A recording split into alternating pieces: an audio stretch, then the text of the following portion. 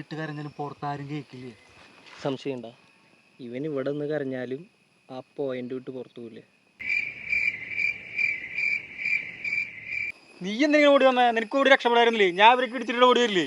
എന്നിട്ട് പട്ടി മോങ്ങണ പോലെ മോങ്ങണുണ്ടായിരുന്നല്ലോ.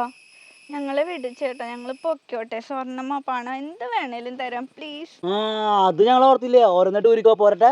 നീ എന്തിട്ട് മണ്ടത്തര പറഞ്ഞത്? നീ ഓരോന്ന് ഓർമ്മിച്ചിട്ട് ഇപ്പൊ നമ്മുടെ സ്വർണ്ണം പൈസ അവർക്ക് കൊടുക്കേണ്ടി വരില്ലേ? നിനക്ക് ഞങ്ങൾ ഓർമ്മയില്ലേ?